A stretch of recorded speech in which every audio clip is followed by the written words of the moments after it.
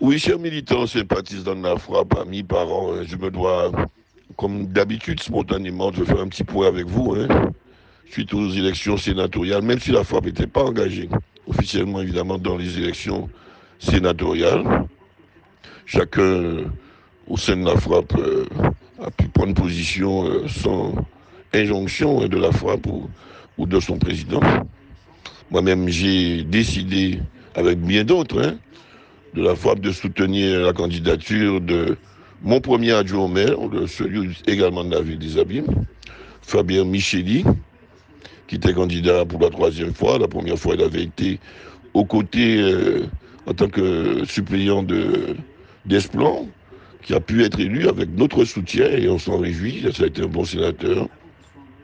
La deuxième fois, d'ailleurs, Conano avait été élu dans les mêmes conditions avec la suppléance de Floricou, qui était à l'époque dans notre majorité municipale. Donc, nous avons pu favoriser, naguère, l'élection de Félix Desplan, ok, et de Pointe-Noire, et Marie-Galante des îles du Sud, notre ami Jacques Conano, qui a fait aussi lui, un bon travail parlementaire. Donc, nous pouvons nous réjouir d'avoir contribué naguère à la possibilité pour certains territoires de l'archipel de bénéficier d'une représentation en fait parlementaire, même si on est, comme on le sait, sénateur ou député de la nation.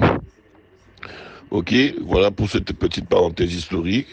Pour revenir au sénatorial 2023, le mode de scrutin était particulier. Le gouvernement actuel ne l'a jamais modifié, alors que c'est un mode de scrutin scélérat, un peu particulier. Et on vote pour une liste. On n'est pas sûr, même en arrivant en troisième position, la liste d'être élu. La preuve, Faber a fait, arrivé en troisième position derrière Lurel et Théophile. Et Fabien Micheli n'est pas élu sénateur, donc il y avait 3 places. C'est parce qu'il y a une condition, une deuxième condition, qui est un peu compliquée, plus forte moyenne, et qui fait que, in extremis, eh bien, c'est l'élu des Saintes qui a été sénatrice. On est content pour elle, pour les Saintes, pour les du Sud, tout ce qu'on veut. Mais c'est ainsi les choses et Fabien n'a pas pu bénéficier de cette troisième poste de sénateur. De 17 voix, quand on fait bien les calculs, 17 voix seulement pour 811 électeurs, il a manqué 17 voix à faveur pour être élu troisième sénateur, deuxième en tout cas sénateur de la Guadeloupe avec Lurel et Théophile. Bon, la victoire de Théophile était déjà écrite d'avance. Tout le monde savait que avec la représentation de macronistes en Guadeloupe, plus avec le GUSR notamment, qui ont un certain nombre de communes, en tout cas une majorité dans quelques communes de la Guadeloupe. On savait qu'avec une certaine discipline de GUSR et la Macronie, euh, Théophile allait être élu, ce qui n'a pas manqué. C'était pas une surprise, il ne fallait pas être un grand spécialiste pour savoir que la réélection de Théophile était déjà annoncée. Maintenant, le jeu était un peu plus ouvert pour la deuxième et la troisième place. Ok. Lurel a fait une bonne campagne, très active, pour ne pas dire agressive, mais dans le bon sens du terme. Je ne veux pas. Et puis, je vois, même s'il a été odieux dans une interview récente sur un CI avec nous, un peu tout le monde d'ailleurs. Mais il n'y avait que lui qui pouvait représenter la gauche à l'occasion de ces élections et que les autres avec aucune légitimité pour présenter leur candidature, que ce soit Jasper, que ce soit Sapoti, que ce soit Micheli. Donc, il n'y avait que lui pour la gauche. Il n'y a que lui qui peut représenter dans ce type d'élection la gauche guadeloupéenne. Donc, on sait, la modestie l'a perdu à un moment donné. Ça peut arriver après une élection active, il a supporté. Mais ce sont des propos essentiellement désobligeants pour ceux qui ont pu l'entendre, puisque un peu bizarrement, on ne retrouve plus l'interview ni sur les réseaux, et ses partisans ne l'ont pas diffusé, contrairement à leur habitude. Ils n'ont peut-être pas forcément apprécié la teneur de l'interview et des propos de leur leader. Mais enfin, c'est une péripétie. Et maintenant, Faber, donc 17 fois qui a manqué à Faber pour être élu. C'est dommage. Il est vrai et pourtant nous avons une conjonction un alignement des planètes, comme on dit, qui était favorable, hein, avec le soutien du président de région, avec mon soutien, modestement évidemment, mais quand même on avait un pauvre contingent de grands électeurs au niveau des abîmes au moins, et le soutien, en tout cas, oui, du leader de Bémaro, Chalus, voilà, mais c'est pas pour autant que nous avons pu bénéficier d'un soutien, je dirais, massif au niveau de la majorité municipale de Bémaro. Ça, c'est un secret polichinelle, dont acte, c'est leur droit, c'est la démocratie. Et bon, peut-être quelques défections au niveau de notre propre majorité, mais sans grande surprise par rapport à ces défections, évidemment, Marie-Camille Mounier, qui sont du Parti Socialiste, ils ont voté pour Lurel, du candidat du Parti Socialiste, il n'y a pas de surprise à ce niveau-là. Évidemment, Yann Guigouté, candidat, elle a voté pour sa liste, Sapoti. Et Aguina Bajot voulait être candidat, il a voté pour. Il était candidat tête de liste, il a voté pour sa liste, qui a recueilli d'ailleurs, je crois, 8 sièges, c'est-à-dire les 5 élus de sa liste, plus 3 autres élus, parmi les 811 au niveau des grands électeurs de la Guadeloupe. Ce n'est pas une grande performance, tout le monde peut le remarquer. Sapoti a fait un peu mieux quand même, quoique pas d'une centaine de voix à peu près. Et Jasmin a fait un peu moins. Mais ce n'était pas des scores ridicules pour ces deux derniers, contrairement aux qui ne méritaient pas la volée de bois vert qu'ils ont reçue de la part de l'ancienne présidente de région, qui, soit dit en passant, alors que les élections a fait 2 fois moins de voix que la dernière fois. On l'oublie. Hein. OK, puis il avait eu 2 sièges la dernière fois, il a fait 2 fois moins de voix cette fois-ci. OK, alors que Fabien Micheli, lui, avait fait 40, il avait fait 121. C'est-à-dire qu'il a triplé. 3 fois 4, 12, 3 fois 40, 120. Il a fait 121.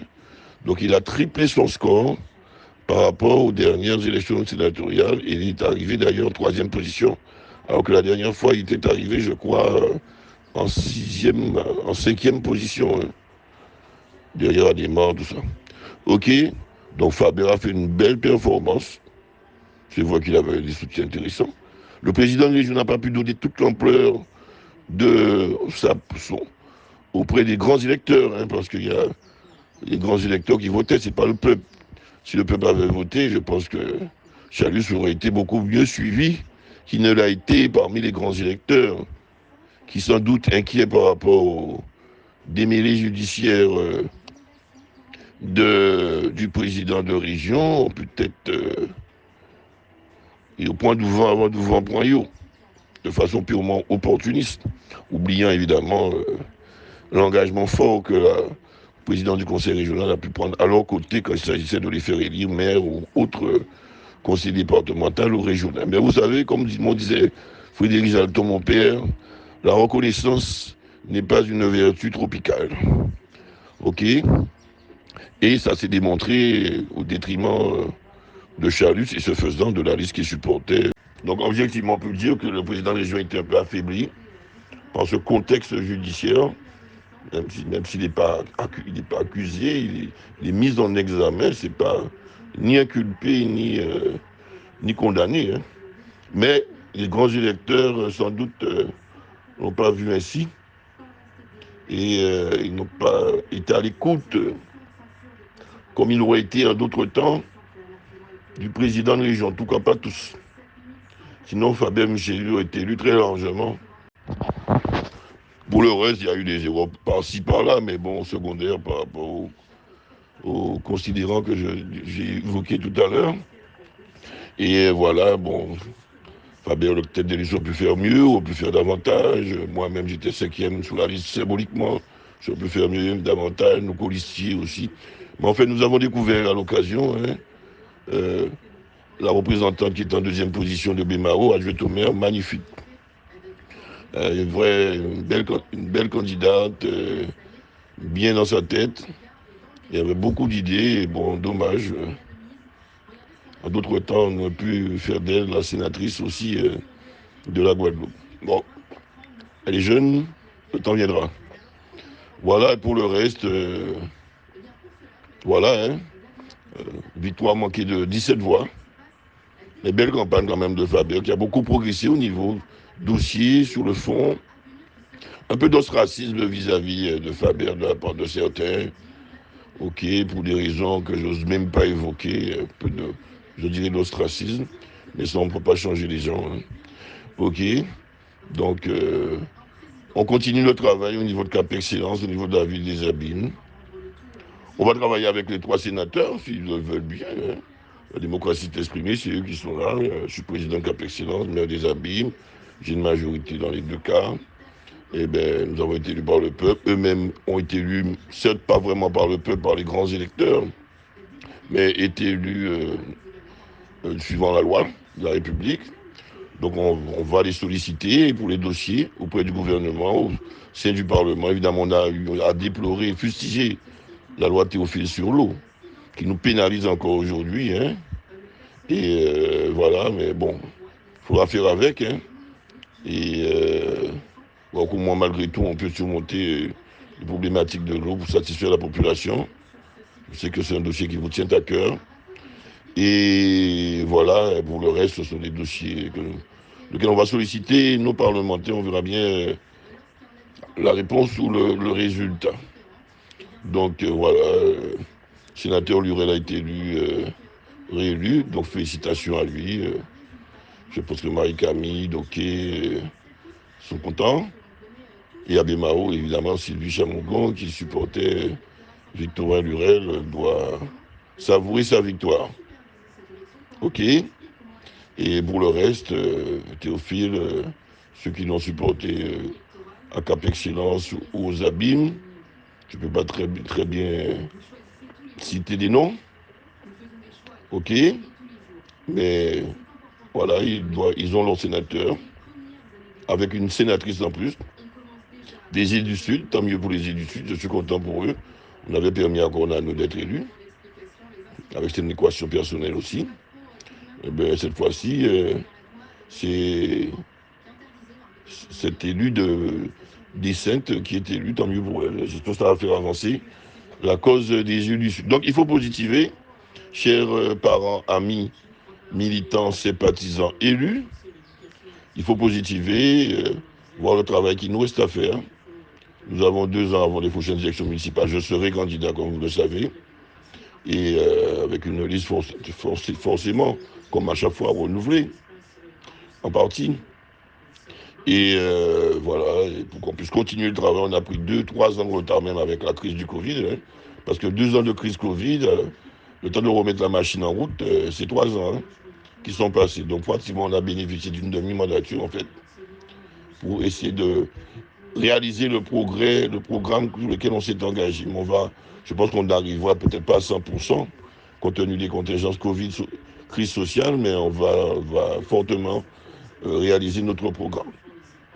Donc il faut continuer le travail dans 2 ans, 2026, 2 ans et demi. Donc je vous invite à être mobilisés d'ores et déjà dans vos délégations, là où vous occupez les responsabilités qu'on vous a confiées, en tant que simple citoyen, président d'association haute, pour faire avancer ensemble la vie des Abîmes et Cap Excellence plus largement, également. Voilà, et bien bon travail à tout un chacun. Et à bientôt. Et bonne santé surtout. La santé, il n'y a pas mieux. Sans santé, on ne peut pas faire grand-chose.